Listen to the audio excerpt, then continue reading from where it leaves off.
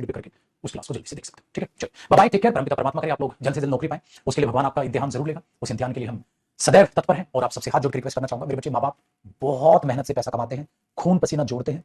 मुझे नहीं लगता आपके माँ बाप ने कई सदियां बीत गई होंगी बेटा कोई नया कपड़ा लत्ता लिया नहीं होगा, सिर्फ इसी रूप में कि बच्चा नौकरी लगेगा, कपड़े लेते तो तब भी लेते रहेंगे। अब अपने प्यारे से बच्चों का या बिटिया का फ्यूचर बनाना, तो पूरी जिंदगी नौछावर आपने आपके माँ बाप ने आपके ऊपर रखी है, पूरी अपनी जिंदगी की कमाई आप लोगों के ऊपर लगा रखी है, तो उसकी रिस्पेक्ट कीजिए, अपने माँ बाप की रिस्पेक्ट कीजिए। साइड में बिल्कुल टाइम खराब मत करना, ये गर्लफ्रेंड, ये बॉयफ्रेंड, ये आशिकी, फालतू का टाइम पास, ये रील्स देखना, इंस्टाग्राम चलाना, इन सबको साला आग लगा दो, भाड़ में की दुनियादारी। नौकरी लेनी है, अपने माँ बाप के लिए जीना है, अपने परिवार के लिए बहुत कुछ करना है, अपने लिए बहुत कुछ करना है। सबसे पहले ये टारगेट कवर करो, क्योंकि एक स्टूडेंट का अगर नाश करना है तो मेरे बच्चे वो यही शब्द है। अब आप देख लो, ठीक है, एक सेकंड कमेंट आपके रुक गई, मैं इसको चला देता हूं, समझ में आई ना? तो ये चीज देख लो, बट जो भी बेटा आप खुद कमा रहे हो तो अपनी कमाई की रिस्पेक्ट कीजिए, माँ बाप की कमाई है तो आप उन पे इन्वेस्ट मतलब चीजों को समझिए, मैं तो यही कह सकता हूं।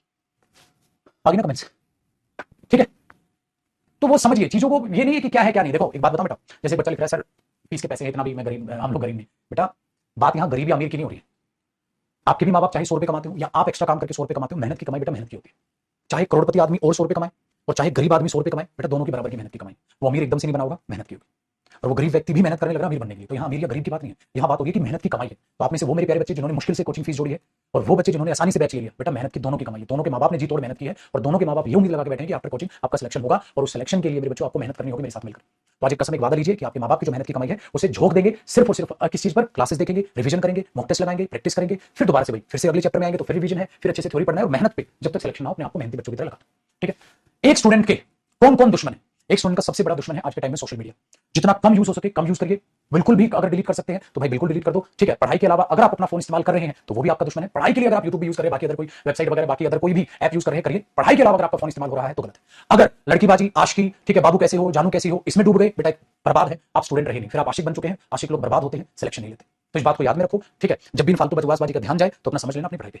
अगला जो दुश्मन है आलस, स्टूडेंट का एक बहुत ही कायदा दुश्मन है आलस। आपका आलस, ठीक है, आपके सिलेक्शन को रोक देगा। आज इधर ही पढ़ लेता हूं, आज थक गया, आज नींद आ रही है, फलाना ढिमकाना, इन चीजों को छोड़ दो, आलस गया भाड़ में, आलस को आग लगाओ, अपनी मेहनत पर ध्यान दो। अगला एक दुश्मन और है स्टूडेंट का, सिर्फ सपने देखना, सपने देखने के लिए मेहनत नहीं करता। तो ये जो एक्स्ट्रा सपने देखते रहते हो ना, अब ये करूंगा, अब नया टाइम टेबल, अभी अगले आगे से करूंगा, आगे से ये करूंगा, आगे से ये करूंगा, आप सपने इतने ज्यादा देखते हो, उनको करने के लिए जो मेहनत करते हो ना वो कम, पता चला टाइम टेबल में ज्यादा समय बिता रहे हैं, सपने देखने में ज्यादा समय बिता रहे हैं, हकीकत में मेहनत वो कम करने लग रहे हैं। तो इस बात से भी आप बचिएगा। और सबसे लास्ट जो कि एक फैक्टर है लेकिन स्टूडेंट उस पर ध्यान नहीं देता, आपका खाना पीना। अगर आप बाहर का ज्यादा खाते हैं तो आप बीमार ज्यादा रहेंगे, आलस में ज्यादा रहेंगे, हेल्थ आपकी अच्छी नहीं रहेगी, तो आप अपने आप से पढ़ाई से करते जाओगे। आप सोचोगे आप पढ़ना नहीं चाह रहे हो, यार पता नहीं क्यों आलस में रहता हूं, पता चला खाना पीना भी उसमें बड़ा रोल प्ले करता है। तो क्या खाएं? सिंपल, अपने माँ के हाथ का बना हुआ, यानी कि घर का खाना। घर का खाना खाओ, सिंपल है, मस्त है, कोई डाइट वाइट फॉलो करने की जरूरत नहीं है। और स्टूडेंट लाइफ में नहीं आप डाइट फॉलो कर पाएंगे, आपका काम पढ़ने का है। 1 साल की मेहनत है, नौकरी लगेगी, उसके बाद आप अपनी डाइट पे ध्यान दे सकते हो। सबसे बढ़िया डाइट हमेशा से जो रही है वो घर का खाना है, और घर का खाना ही सबसे बढ़िया डाइट रहेगी। तो अपने घर का खाना खाइए, सिंपल सी चीज है, ये मंत्र अपनाइए, पहले साल में सिलेक्शन लीजिए। ठीक है, और जब भी इधर उधर भटकने मन करे तो अपने फोन में अपने माँ बाप का वॉलपेपर लगाइए, वो भटकाव से बचाइए। उधर से मैसेज आएगा किसी का, जानू कैसी हो, उधर आपकी माँ की फोटो दिख रही होगी, आप अपने आप समझ जाओ कि आशिक नहीं बनना, अपनी माँ का सच्चा बेटा या सच्ची बेटिया बननी, अपने आप से आपका भटकाव रुक जाएगा। तो ज्यादा भटकने पे अगर आप रहते हैं तो माँ बाप का फोटो आपको बचाएगा। ठीक है, और एक फैक्टर और है, ओवर कॉन्फिडेंस, ईगो। कभी भी ईगो और ओवर कॉन्फिडेंस मत पालिएगा। जब तक आप सिलेक्ट नहीं होते तब तक आप सीखते रहिए, जो भी अच्छी चीज मिले उसको सीखते रहिए। ये नहीं कि मुझे तो सब कुछ आ गया, हमेशा सीखते रहिए जब तक सिलेक्शन। तो ईगो और ओवर कॉन्फिडेंस से बच करिए।